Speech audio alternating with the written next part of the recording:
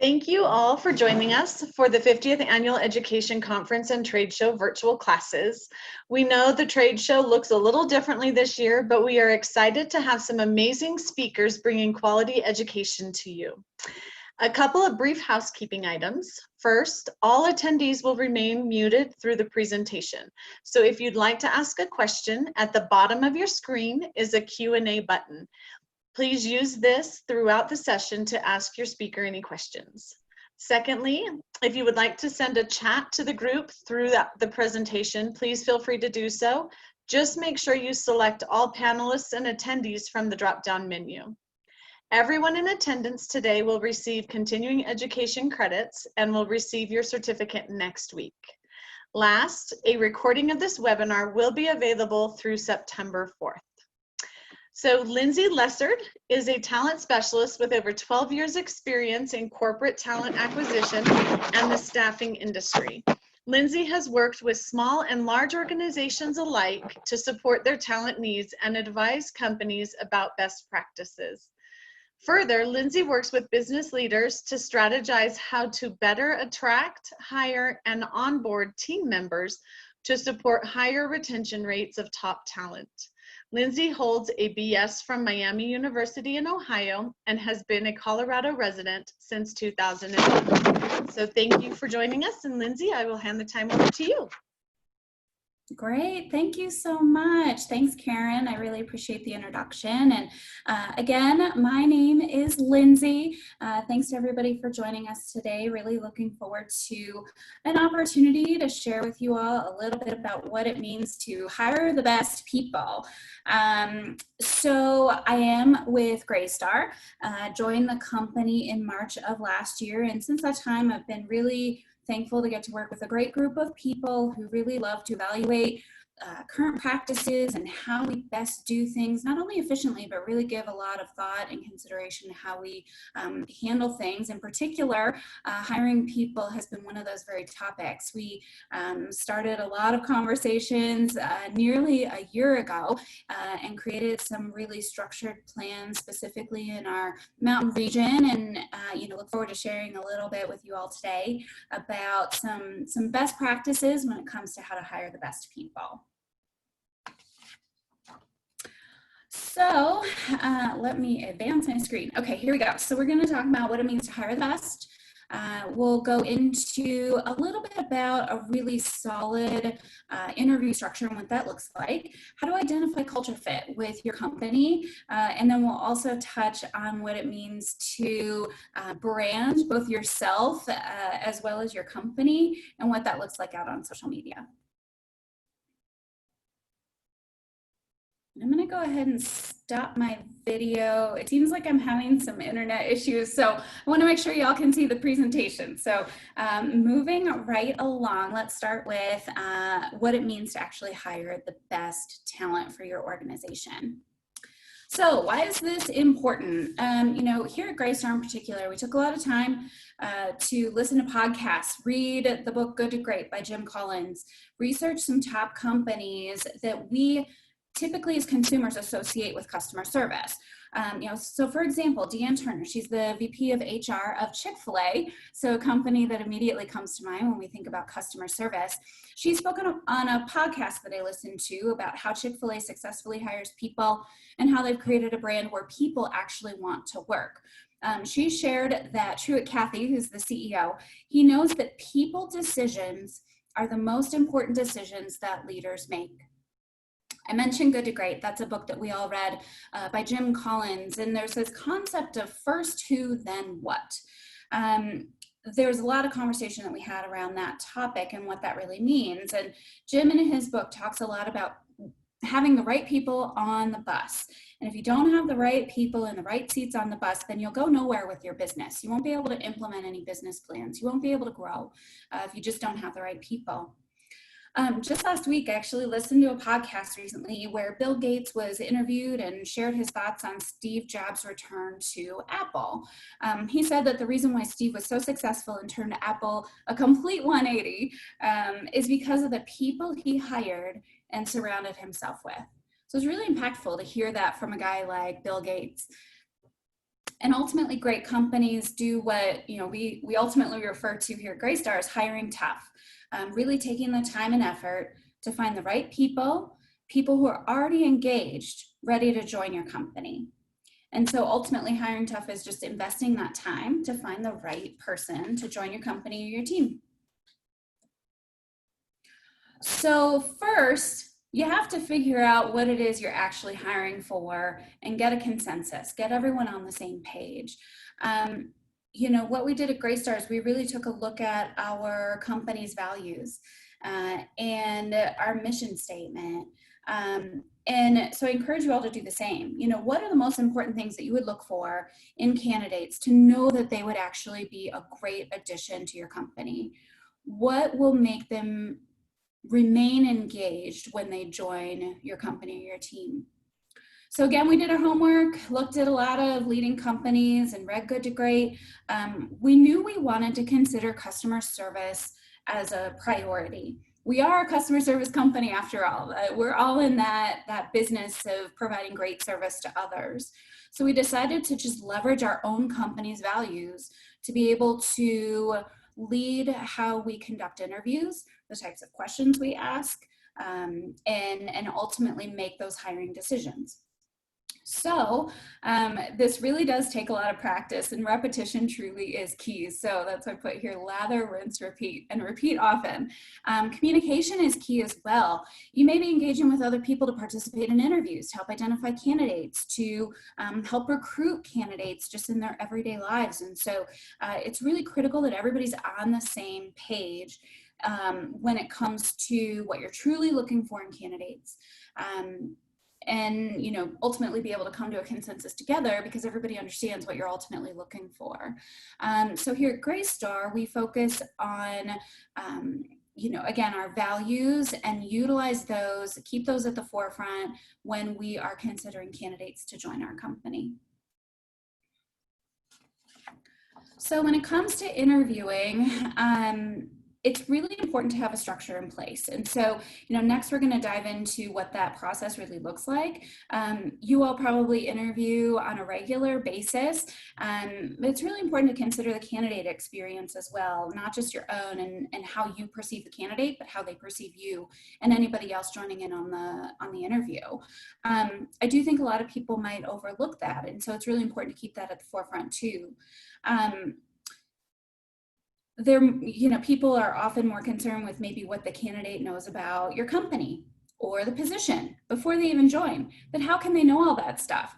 Anybody can look at your company's website, read back to your mission statement, your values, or who the CEO is, but they don't truly know about a company until they join it. And so it's your job during the interview to share your why. Why did you join the company? Why do you stay? And maybe also some things that are really important to you about your position, about the culture, about the team that you're a part of. And so those are really important things to get to share during the interview process. So interview structure-wise, it really is pretty straightforward, but the more prepared you are ahead of time, the more efficient your interviewing will be, and you'll create a better candidate experience. So you've got some pre-work, introduction once the candidate is in front of you, or whether that's in person or virtually. You're gonna have the core of the interview, and then of course the closing. So pre-work, it's really important to determine what is actually needed for the position, and also the questions that you're going to be asking during the interview. So I always also suggest to review the candidate's resume ahead of time and share it with anybody who will be conducting an interview. There's nothing more annoying as a candidate than having an unprepared interviewer who is scanning through your resume when you're right in front of them. That is all stuff that should be done ahead of time. Decide what you're going to ask, what types of questions. Maybe have a bank of questions ready to go. That is something that we've created for all of our hiring managers here at Greystar, is basically a library or a bank of questions from which they can choose. And those questions are all tied to our values so that everything is kind of in line. We established what we wanted to identify in candidates, and then we're going to ask questions right along those lines, so that we hopefully get the answers that we're needing to make a good hiring decision. What I always tell people though is make sure that you don't ask all the questions. Maybe just pick the ones that resonate with you the most, or maybe the ones that are most relevant for the position. You know, if you're a community manager, you might be interviewing for a variety of different types of roles on your team. The questions that you ask a leasing professional might be different than the questions you ask a maintenance supervisor. But all the same, those questions should lead you to what you decided is really critical in your hiring process. Also, ensure that you have no interruptions. If you're conducting the interview virtually or in person, be sure that your team knows that you'll be unavailable for a little bit of time, so you can really dedicate the time to the interview and respect the candidate's time as well.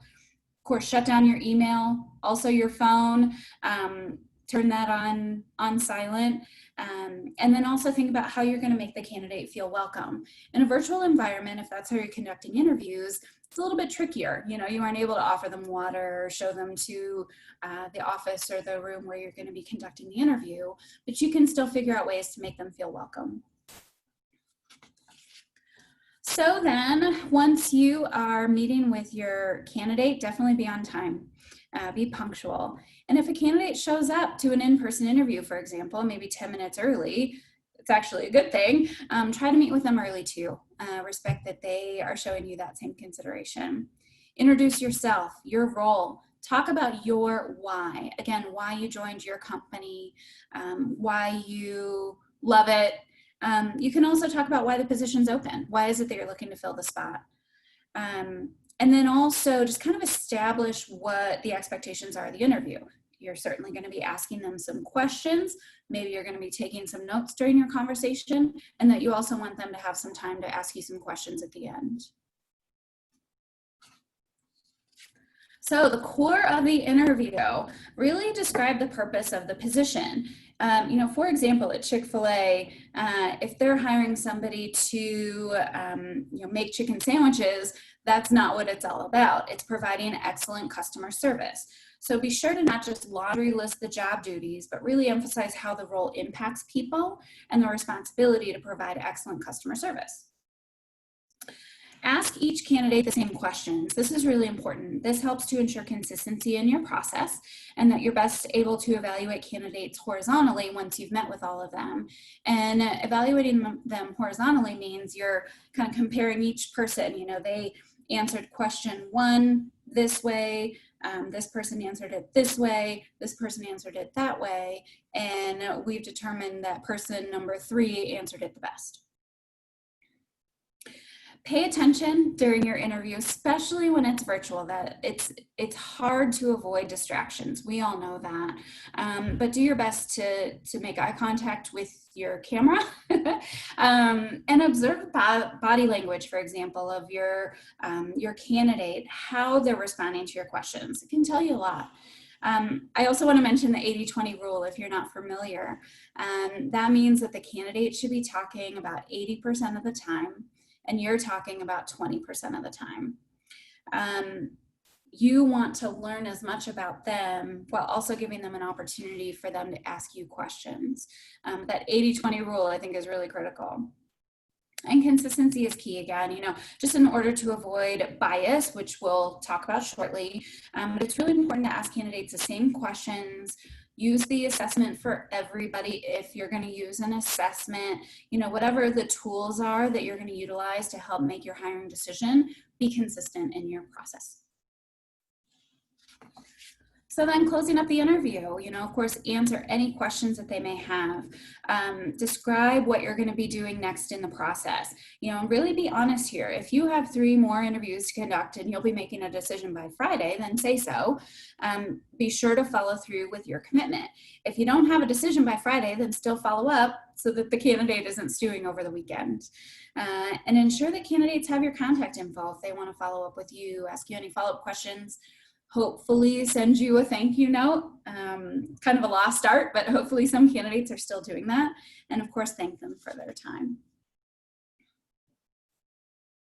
So you've done the interview. What do you do next? Well, often you're gonna have another interview. You know, for example, Ritz-Carlton conducts 7 interviews for what people might think is a very entry-level dishwasher position. Chick-fil-A conducts 3 interviews for each position that they're hiring. And candidate engagement does increase with multiple interviews. They become more invested in the process. It also helps to get a variety of perspectives. So let's say you conduct an interview, then maybe you have a peer manager conduct an interview, and then maybe a regional manager. The benefit of this is that if you're all kind of generally asking similar questions, you don't have to ask the same ones all the time. But if you're generally asking similar questions, you might uncover that the person provides different answers each time. And so that inconsistency is something that you wouldn't have uncovered if you didn't have multiple people interviewing. Definitely want to come to a consensus with your interview team, whether that's 3 of you or 2 of you or you and the rest of your current team. You want to discuss feedback with everybody and compare your candidates horizontally. Again, comparing each person, how they answered each question and making a decision. Reach consensus and then of course make a verbal offer. It's important when you're making a verbal offer to ensure that your hiring expectations are discussed. Do you require a background check? Do you require drug screening? Do you contact references? And of course, what the timeline might look like for the kind of pre-hire process. Get a verbal commitment from a candidate before creating a written offer. It's odd sometimes when people don't actually make verbal offers and then just send out a written one and hope that the person accepts. You should have a conversation first. Don't go to the trouble of creating an offer, or your HR team or whomever creates offers to go through that trouble if you don't have that verbal commitment from the candidate first. So if you were asked 5 years ago where you'd be in 5 years, do you think anybody would answer wearing a mask at work due to a global pandemic? Probably not. Asking generic questions like these really don't tell you about someone's ability to do the job. So I encourage everyone to ask more situational questions, behavior-based interview questions, ones that start with things like, tell me about a time when, and then you fill in the blank. That's really going to tell you a lot more about someone's ability to do a job, handle situations. Past performance is the best predictor of future success. But if you ask them, well, tell me about yourself, who knows what kind of answer you might get. You might get a response, about, well, when I was 6, I moved from Missouri to Colorado. It doesn't matter. It doesn't tell you about their ability to do the job effectively. So I think it's really important to avoid some of these generic questions. Another one, walk me through your resume. Well, you've already read through their resume, so it's up to you then to ask questions maybe about specific experience that they have, but not just, well, tell me about your resume. And then also, what do you know about our company? It's really up to you to share that information and share what you like about it and what has kept you there for a long time. And also greatest strengths and weaknesses. People I think are educated enough to know that you kind of spin those or basically tell the interviewer what you think they want to hear. And so I think avoiding questions like these is really helpful. So let's talk a little bit about bias in interviewing. We all have it. So honestly, it's the first step to acknowledge it, that we have this bias in interviewing. Somebody may say, oh, well, I went to such and such a college. Well, maybe somebody who went there, and you start to build rapport based on something that isn't really relevant for the job. So it's really a good thing, again, to acknowledge this.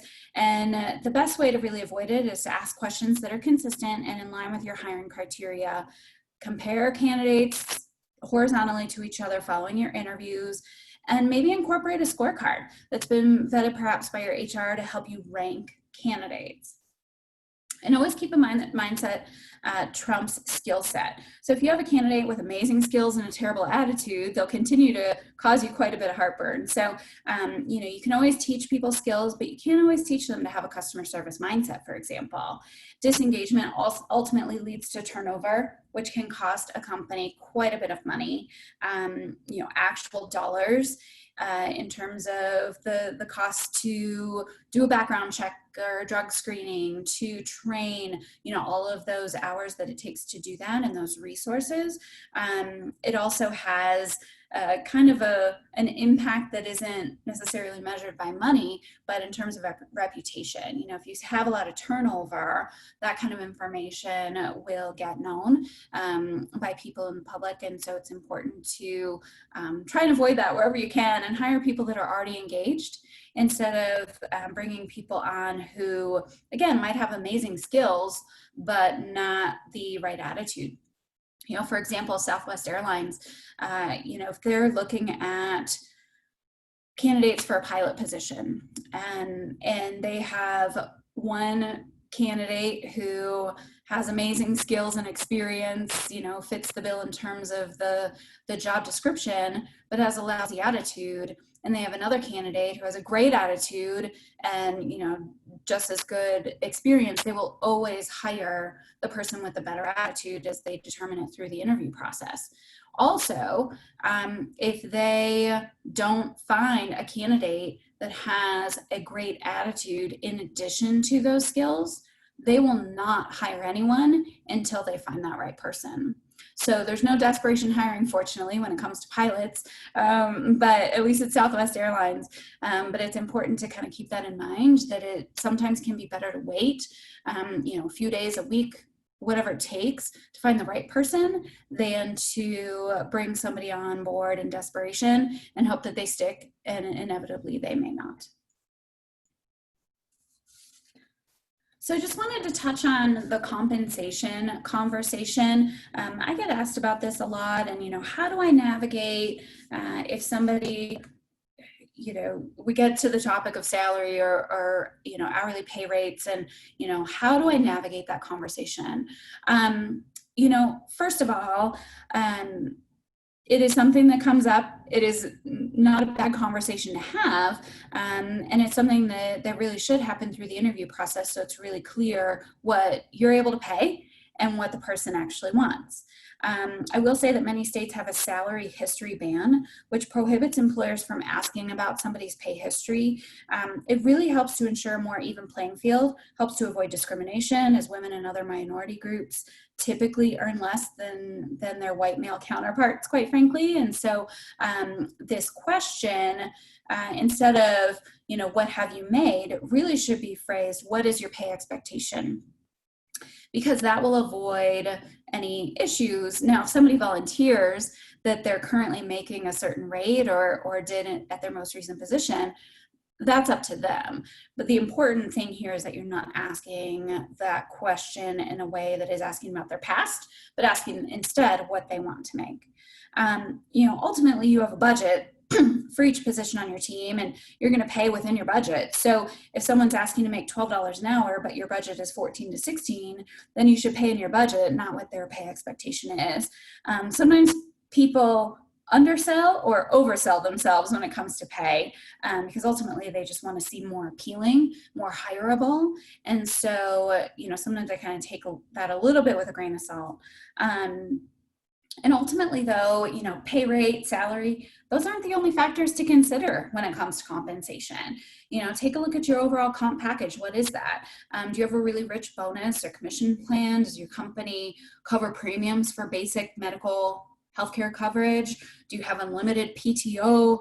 Do you offer people their birthday off, once a year? So all of these things could be really important to candidates when they're considering job opportunities. So let's jump into what it means to brand, not only ourselves, but our company, because we all have a role in that. Surely we have maybe marketing teams that help to get the word out, make the company's website look really slick, and do some promotion of the company on social media. But we also have a responsibility to do that too. And ultimately, we want to get the word out and help candidates really want to work for us. Ultimately, really, the first step in getting great people to choose from when you're looking at candidates, they have to know about your position in the first place. They have to know about your company. And so, think about places of business that you may frequent as a consumer. What is it that they did to get you in the door, or maybe to their website? Did you see a social media post? Did you hear a commercial on the radio or see one on television? Did you see a group of employees wearing branded shirts at some event that you were at? Those are all different ways that people can help brand their company. A $20 t-shirt is surely less than doing a commercial on television, which many of us in our industry wouldn't do. But just kind of think outside the box a little bit on some of that. I will say that, employer branding really is huge, and LinkedIn did some studies recently and found that 75% of candidates research a company's reputation and brand before they even apply for a job. 83% of employers say that they believe employer brand really does play a vital role in how they can hire the best people. 69% of candidates wouldn't accept a job from a company if they had a bad reputation online. Even if they were unemployed, they would rather hold out for an opportunity where the company had a better brand, a better score on Glassdoor, whatever the case might be. They would rather hold out for a better opportunity if they see a plethora of negative reviews out there. So all of us really do have a personal employment brand, and it really is our professional reputation. And so think about ways that you could promote it more. Think about ways that you might encourage candidates to want to work for you, and having that online presence really is vital. It really is your reputation as a leader when it comes to leading your team, of course, and a leader in our industry, leader for your company, certainly. And so it's just something to keep in mind, something to think about.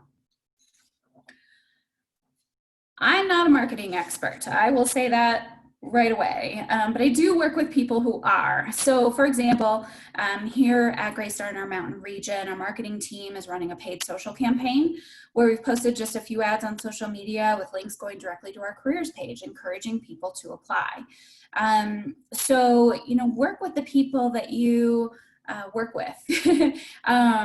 Consider their strengths and tap into some of those resources. I get to partner in my position with schools, speak to students there, work with a couple of nonprofits, the apartment association as well, just to create opportunities for a solid candidate pipeline. Unemployment in Colorado is about 7.4% now. It was up from 2.5%, of course, in February. There's some great talent out there that we all can attract. And if you think about who's primarily unemployed currently, it's people from service industries, hospitality, restaurants. And in our industry, I think, and I know that a lot of other people do too, that type of experience is really invaluable. Another thing to mention here is responding to reviews. You do it when you have reviews that are coming straight to your community, and so we need to do the same. We all see that lousy reviews out there, right? You know exactly which residents complaining and sharing a one-sided story, but unanswered reviews, whether from residents, candidates, current or former employees, are better received by candidates than if those reviews go unresponded to. So just something to think about. Even currently at Greystar, we're working on a plan, basically who's going to own that? Who's going to respond to Glassdoor reviews? How do we handle the ones that are essentially anonymous? We don't even know if they're coming from Houston, Texas or Seattle, Washington.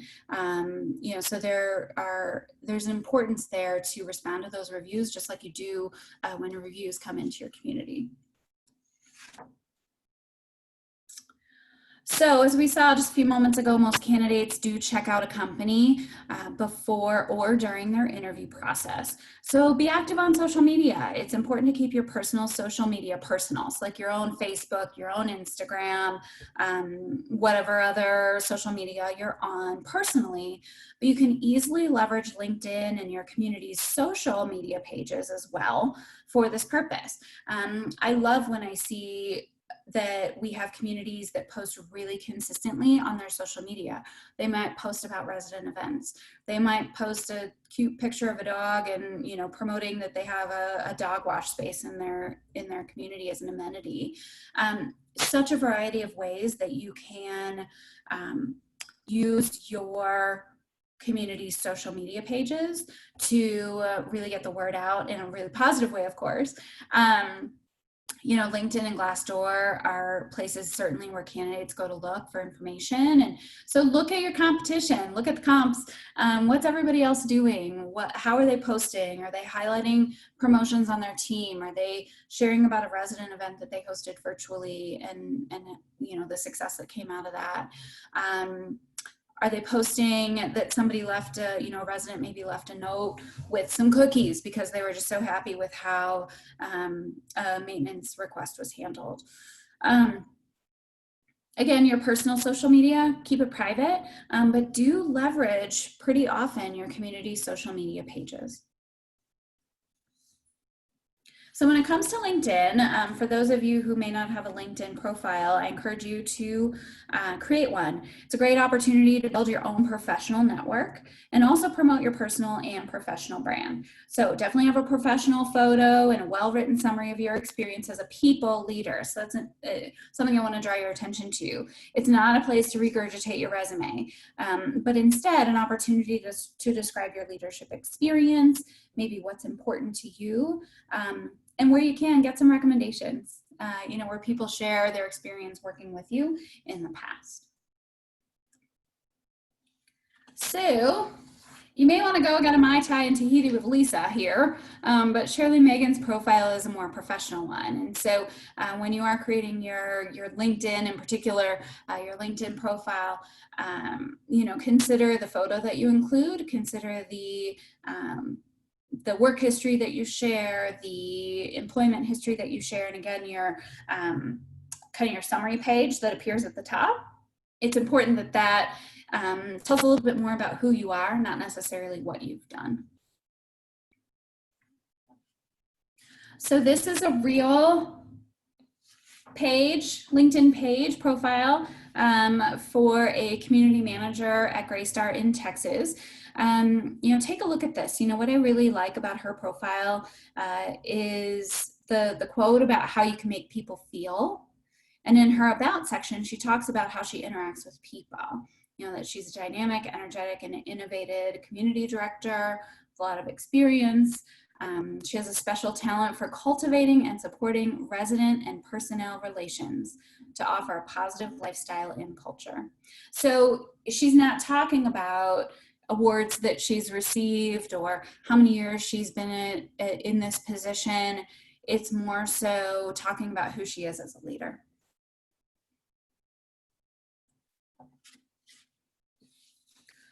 So think about all the ways that you interact with people. You know, right now it's a little bit more challenging just with our pandemic, of course, but I always have business cards with me in my bag, and I'll share one with somebody if they tell me that they're looking for a job, you know, or if they provide just a really exceptional service. It's an opportunity to say, hey, you know what, we're always looking for great talent at Greystar, and I really enjoyed our interactions here today, and, you know, just wanted to share my contact info with you if you're ever looking for a position. That could happen, of course, at a restaurant, retail store, anywhere else that you interact with people.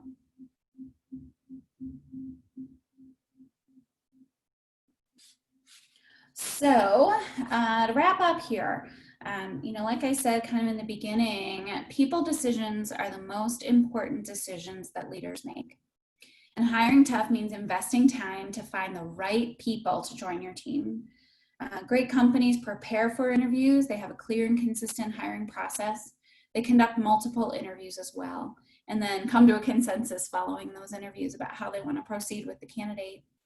And candidates ultimately should leave the interview with a really clear understanding of who they could be working for and with, because you've shared with them about the team, you've shared with them about the company, you've shared with them about why you work there and why it's important to you.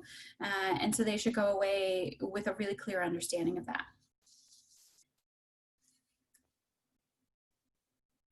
So I want to thank you all for your time today. I was really glad to share with you a little bit about how to effectively hire great people. Use the tools and resources that are already at your disposal with your own company, and consider how your brand reaches candidates.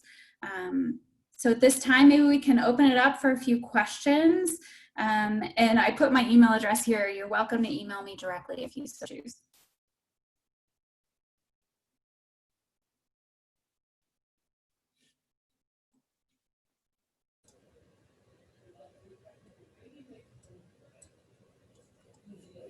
Lindsay, I'm not seeing any questions in the chat right now. Yeah, I'm not either, but that's okay. You know, my email is available if anybody would like to reach out, excuse me, directly. There's one just popped up. So one question was, how much should you consider someone's dress attire, whether overdressed or underdressed? That's a really good question. I think there's an old adage to, you know, dress for an interview for the position you want, not the one that you have. However, I think that some people may not know that. They may not have worked in an environment where dressing really professionally is an expectation. You know, maybe they don't have other people in their lives, you know, giving them kind of some coaching to go into an interview. And so I think that it's more so having that conversation, understanding if their answers are going to meet your expectations for the position. And if you have any concerns if somebody's maybe underdressed for an interview, you know, maybe at that point you share what the expectations are. You know, in this position, we expect people to, you know, dress in a certain manner, and, you know, is that something that you'd be comfortable with? So I think that's a good way to approach that, is to try and disregard physical appearances, but then set the expectation for the position and understand if they're comfortable with that.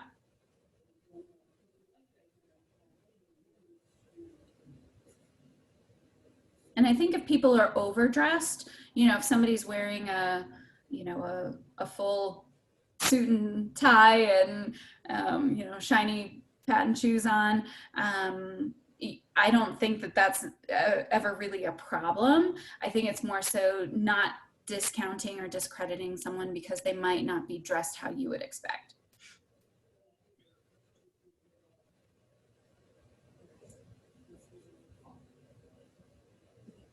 Perfect. Well, I don't know if anyone else has any other questions. We can hang out for another minute. Sure. If that's okay. And then, like Lindsay said, our email's on there. So thank you all so much for joining us. If you don't have any questions, feel free to jump off, and we'll end it if no one else has a question.